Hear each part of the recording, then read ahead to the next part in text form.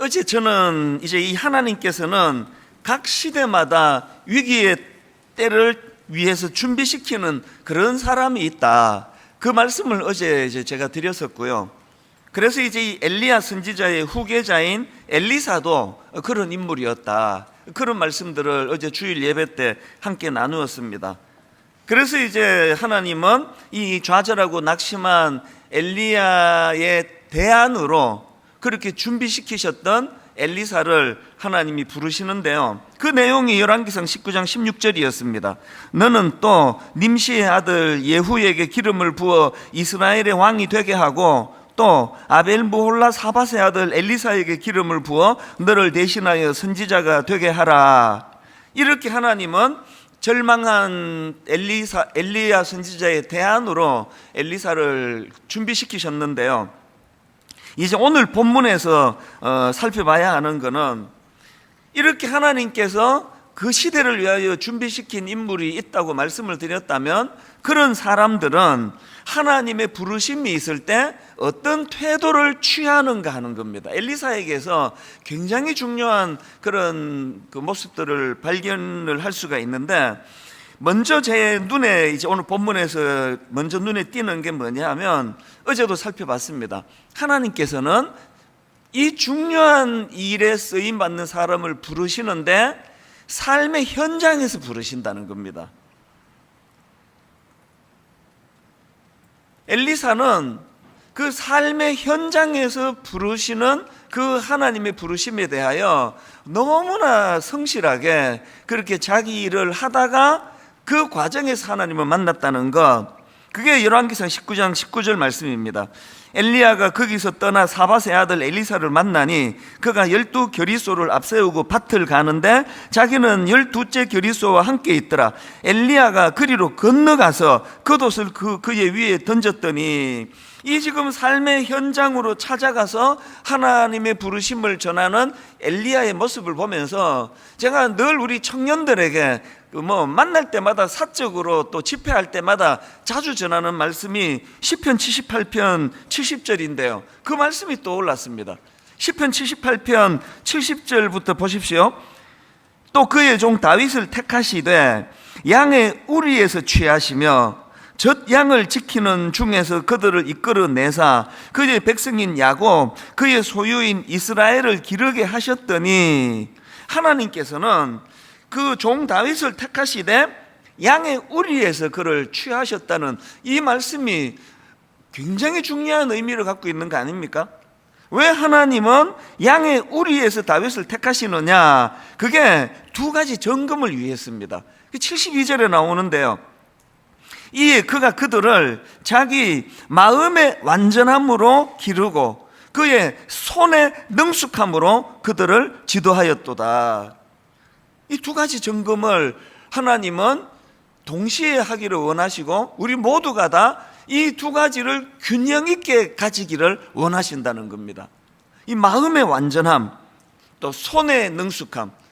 그래서 이 두 가지를 점검하기 위해서는 하나님은 삶의 현장에서 그를 부르실 수밖에 없다는 거 아닙니까? 예수님도 마찬가지세요. 예수님이 제자들을 부르실 때도 그 삶의 현장에서 부르신 거 아닙니까? 마태복음 4장 18절, 갈릴리 해변에 다니시다가 두 형제 곧 베드로라 하는 시몬과 그의 형제 안드레가 바다에 그물 던지는 것을 보시니 그들은 어부라. 말씀하시되 나를 따라오라. 내가 너희를 사람을 낚는 어부가 되게 하리라 하시니, 예수님의 관점으로 보시기에 저 고기 잡는 일에 저렇게 최선을 다하고 열정을 다하는 거 보니까 사람 낚는 어부가 되는 일에도 너무나 열정적으로 하겠구나. 그게 현장에서 부르시는 우리 주님의 마음이라는 겁니다. 사도 바울도 마찬가지 아닙니까?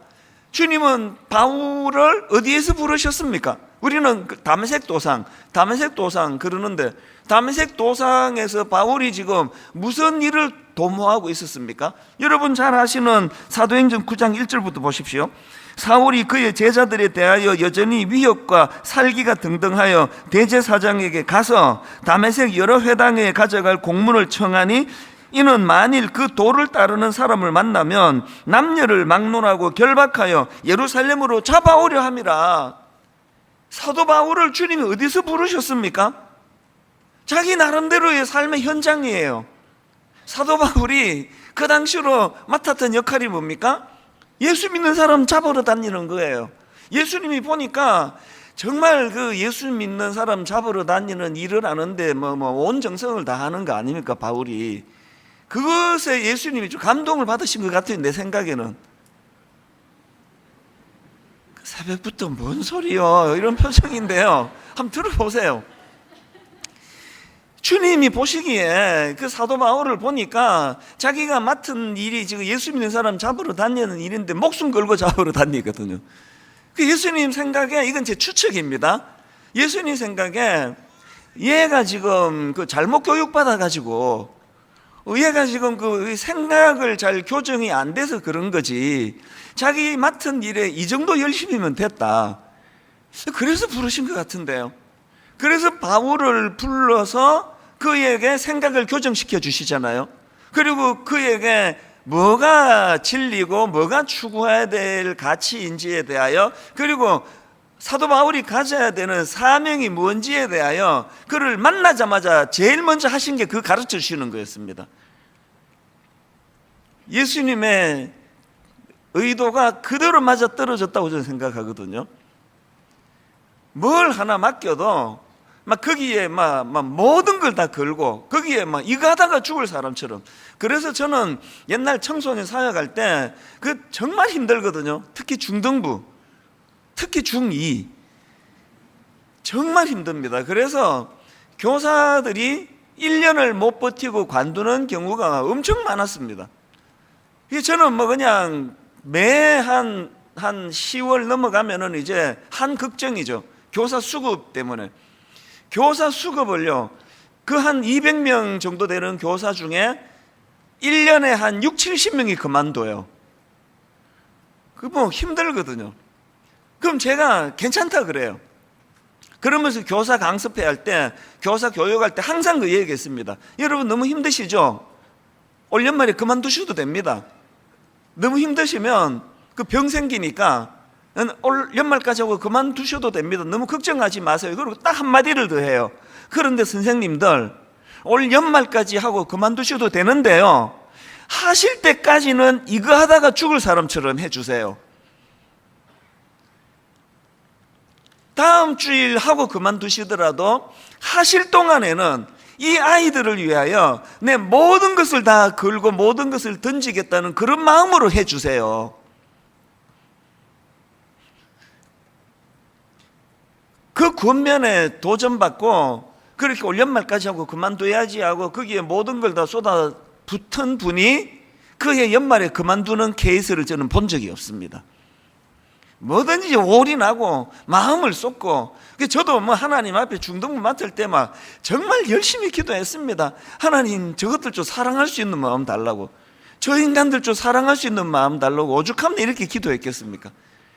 진짜 사랑하는 마음이 안 생기는 애들이니까 그렇게 기도해가면서, 그러면서 그냥 막 틈틈이 다니면서 먹이고, 또 꼭 그냥 어른들한테 우리 청년들한테 내가 좀 사준다 그러면 그 중에 제일 싼 거를 보통 하거든요. 이거면 돼요. 그리고 제가 편의점에서 청년들을 만나면 주로 제가 사줘요. 당분간은 이제 편의점을 피해 다녀야지. 청년들한테 원하는 거 하라 그러면요, 제일 그 중에 싼 거 이런 걸 택하는데, 중고등부 애들 보고 원하는 거 하라 그러면 덜덜덜 떨리는 거를 찾아요. TGI로 가자 그러는 애가 없나? 그렇게 밉상스러운 애들인데요, 진짜 마음을 다해서 이 아이들을 사랑하게 해달라고 기도하면서 그렇게 했더니 사랑은 은사더라고요. 진짜 이뻐지는 거예요. 오늘 새벽에 하나님께서 저와 여러분에게 주시는 첫 번째 도전이 있다면, 이 하루를 하나님이 보시는 건 이 새벽의 현장에 와 가정에서 예배드리는 그 모습도 귀히 보시지만, 하나님께서는 오늘도 우리의 삶의 현장에서 우리가 어떤 자세를 가지고 살아가는가를 보신다는 겁니다.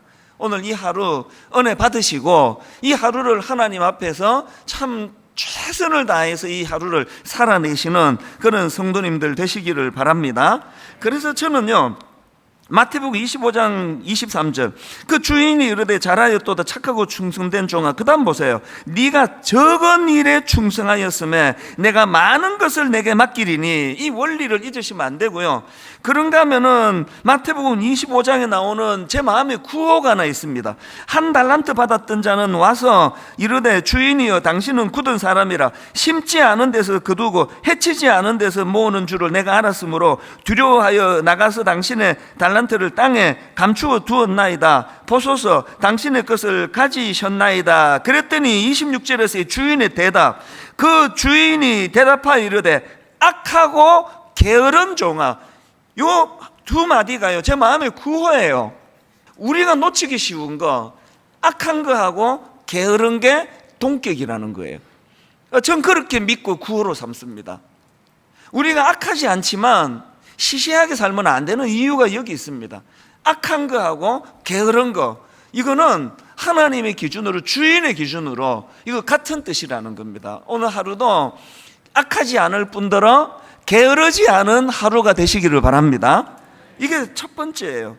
그런가 하면은 오늘 그 본문에서 엘리사를 부르시는 과정에서 눈에 띄는 두 번째 그 엘리사의 모습이 있는데요, 그렇게 밭가는 일에 열심, 그리고 또 그 밭가는 일에 열심이 있다는 건 거기에 마음을 다 쏟았다는 말인데요, 그렇게 밭가는 일에 열심이었던 엘리사가 하나님의 부르심이 있으니까 그렇게 열정적으로 갈던 밭, 관리하던 소, 이런 것들을 금방 포기하는 거예요.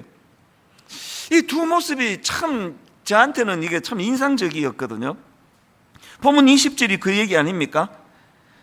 19절에서 현장을 찾아와 하나님께서 부르시는 것을 엘리야가 전하니까 20절입니다. 그가 소를 버리고 엘리야에게로 달려가서 이르되, 어제 말씀드렸잖아요. 엘리사는 부자였다고. 이 말의 의미가 뭡니까?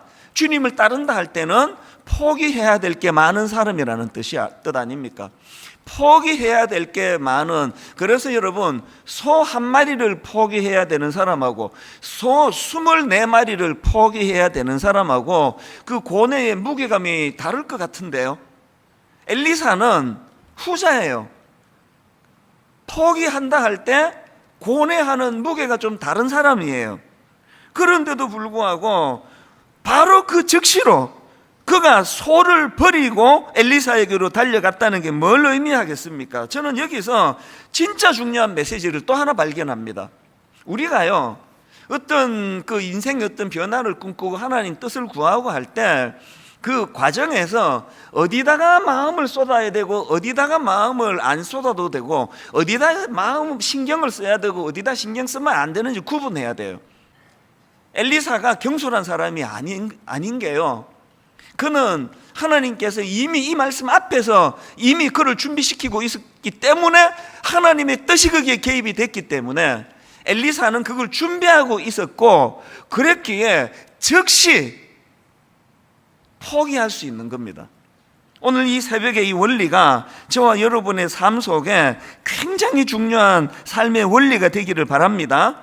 그렇게 삶의 현장에서 최선을 다하는 성실한 삶을 살았던 엘리사이고, 그럼에도 불구하고 그렇게 아끼던 그 밭과 소와 여러 가지 것들이 있었겠지만 하나님의 부르심이 있을 때는 즉시 순종하는 그런 모습을 보였다.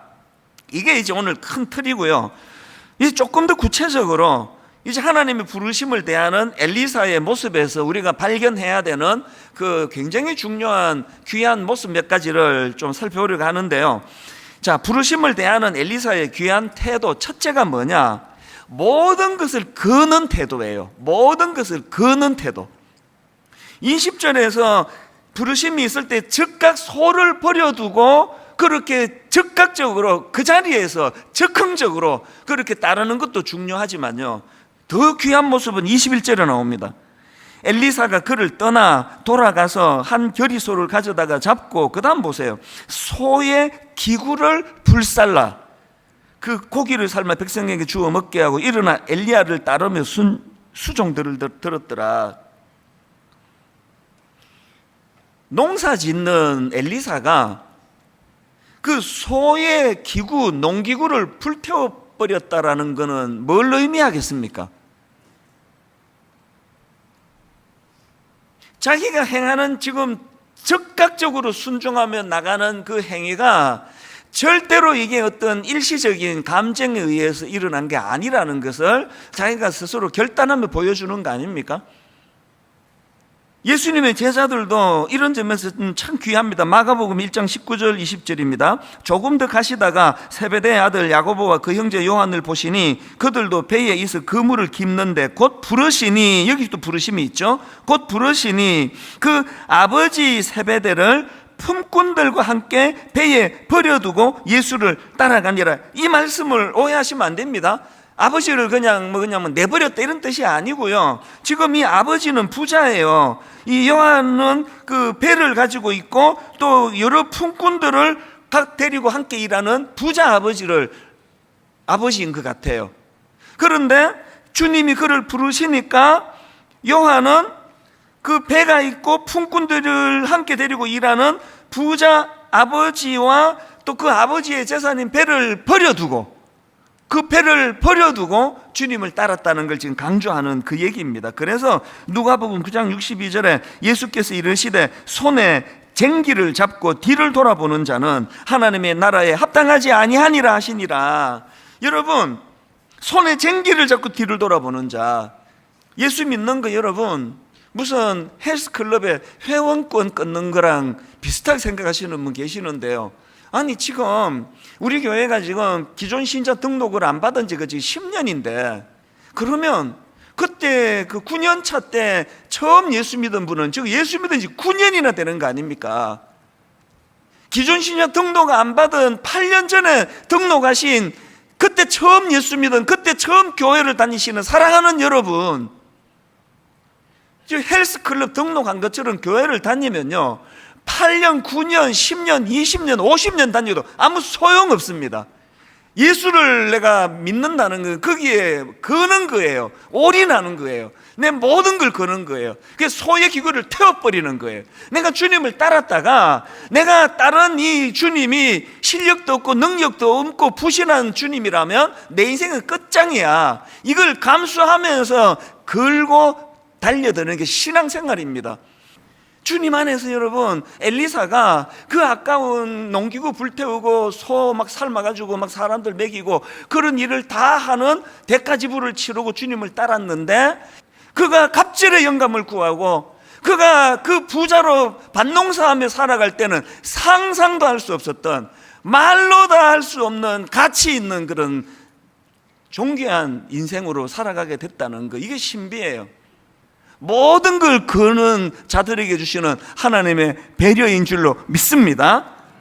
두 번째로, 오늘 본문에서 부르심을 대하는 엘리사의 태도가 사람을 위하는 모습이에요. 본문 21절에서 제가 발견한 포인트가 이겁니다. 엘리사가 그를 떠나 돌아가서 한 겨리소를 가져다가 잡고 소의 기구를 불살라 그 고기를 삶아 어떻게 했습니까? 백성에게 주어 먹게 하고. 자료에 보면은요, 엘리사는 기적을 많이 베푼 사람으로 특징을 짓습니다. 그런데 엘리사가 베푼 기적의 특징이 있더라고요. 엘리사는 기적을 많이 일으켰는데 이제 이번 주와 당분간 그의 기적을 우리가 이제 공부하게 될 텐데요. 엘리사의 기적의 특징이 뭐냐? 엘리사가 베푼 기적은요, 그의 기적을 통해서 사람을 고치고 죽은 자를 일으키고 관계를 회복시키는 이런 사역, 절망하고 좌절하고 고통당하는 사람들에게 하나님의 놀라운 기적을 통하여 끊임없이 그들을 섬기는 일을 한 게 엘리사예요. 하나님은 그 사람의 은사를 들고 쓰는 거 아시죠? 그 사람에게서 없는 것 쥐어짜며 일하는 분 아니에요. 하나님은 그 사람에게 있는 것을 가지고 일하세요. 오늘 여기에서 지금 이제 자기가 주의 종의 길을 가야 되겠다, 나는 이제 선지자의 길을 가야 되는구나, 그렇게 결단을 할 때에 농기구를 불사르고 모든 것들을 다 포기하는데 소를 잡아가지고 백성을 먹이는 일을 했다. 이게 지금 엘리사의 관심을 말해주는 거 아닐까요?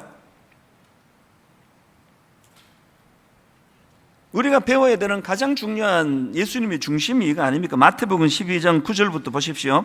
거기에서 떠나 그들의 회당에 들어가시니 한쪽 손 마른 사람이 있는지라 사람들이 예수를 고발하려 하여 물어 이르되 안식일에 병 고치는 것이 옳으니까? 예수께서 이르시되 너희 중에 어떤 사람이 양 한 마리가 있어 안식일에 구덩이에 빠졌으면 끌어내지 않겠느냐? 사람이 양보다 얼마나 더 귀하냐? 그러므로 안식일에 선을 행하는 것이 옳으니라 하고 이에 사람들이 이르되 손을 내밀라 하시니 그가 내밀매 다른 손과 같이 회복되어 성하더라. 바리새인들이 나가서 어떻게 하여 예수를 죽일고 의논하거늘.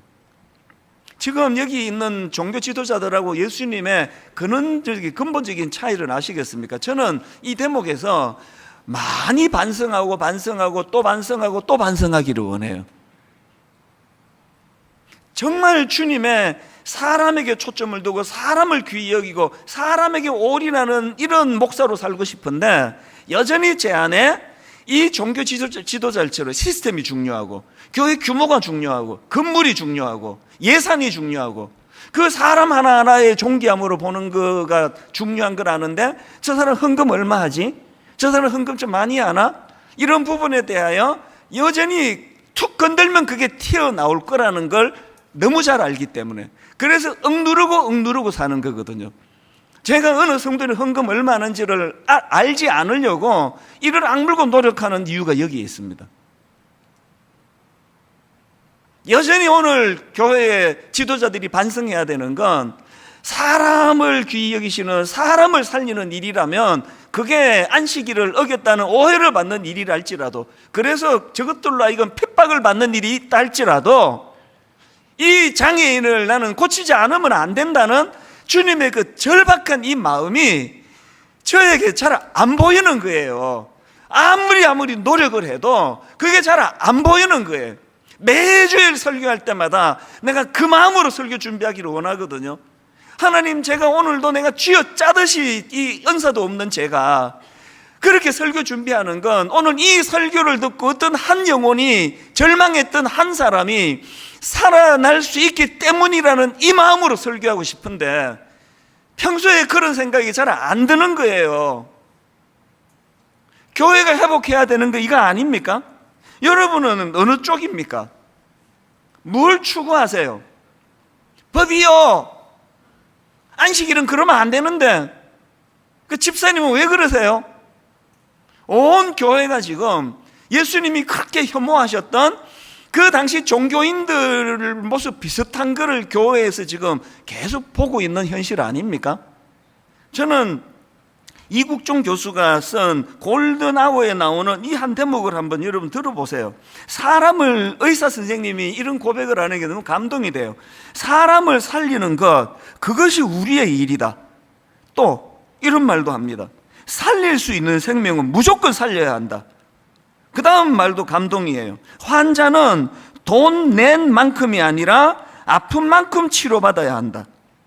마지막으로 환자의 명단과 협의 진료 실적이 내가 세상에서 일을 하면서 존재했다는 유일한 흔적이다. 한마디로 말해서 뭐 어느 병원에 근무하나, 무슨 대학 나왔나, 얼마나 뭐 유명한가, 이런 게 아니라 자기를 평가하는 기준은 딱 하나라는 거예요. 한마디로 말하면 환자 몇 명 살렸나, 내가 환자 몇 명 고쳐줬나, 이게 자기를 규정하는 유일한 기준이라는 거예요.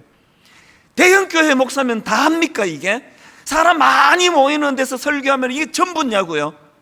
하나님의 기준은 그래서 네가 몇 명 살렸는데, 이 목사 그래서 네가 도대체 몇 명을 살렸느냐고.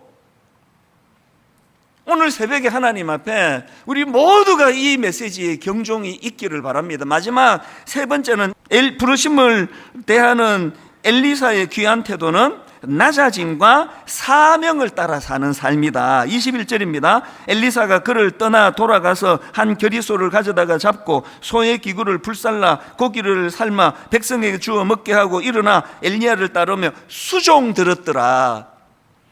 짧게 해버릴게요. 이 수종 들었더라, 이 직역하면 엘리야를 따라가 그의 시종이 되었다는 뜻이에요. 저는 이게 굉장히 놀랐거든요. 이제 일대 목사인 제가 이제 기도 많이 하고 당회에서 또 성도님들의 추천을 받고 이래가지고 좋은 이제 이대 목사님을 우리가 정했다고 치자고요. 그래서 이제 그분에게 아직 이렇게 하면 이렇게 얘기해 볼게요. 그래서 이제 당신이 우리 교회 이대 목사로 그렇게 청빙이 됐는데 수락해 주시겠습니까? 그랬더니 그분이 저희 이대 목사로서 대우를 요구하는 게 아니라 그분이 아직 거의 한 10년이나 남아있는 분당 우리 교회에 와서 교육전사처럼 위치를 자기가 잡아간다. 그래서 적석으로 든 예화에서 좀 썰렁하긴 하네요. 흐름은 아시겠죠? 지금 엘리사가 엘리야의 후계자로 세움을 받는 그 현장, 그러니까 비장하게 막 소기구도 불태우고 막 그냥 소를 버리고 다 따랐는데, 그리고 나서 엘리사는요 무려 10여 년 동안 엘리야의 종으로 살아갑니다. 10여 년. 엘리사가 자기 시대가 도래했을 때 너무나 충만하게, 너무나 뜨겁게, 너무나 놀라운 많은 기적들을 하나님이 그를 통하여 베푸시는 그런 통로로 쓰임받을 수 있었던 건 저는 여기에 있다고 생각합니다. 엘리사는 알아요. 언제 자기가 꽃을 피울 때고 언제 자기가 꽃을 피우면 안 되는 때인지를. 그래서 종처럼이 아니에요. 여기 나와 있는 이 시종은요, 출애굽기 33장 11절, 모세는 진으로 돌아오나 눈의 아들 젊은 수종자 여호수아는 회막을 떠나지 아니하니라. 모세의 후계자인 여호수아는 모세의 시종이었잖아요. 같은 단어를 쓰고 있습니다. 스스로 자기가 자발적으로 종의 자리로 들어가는 겁니다.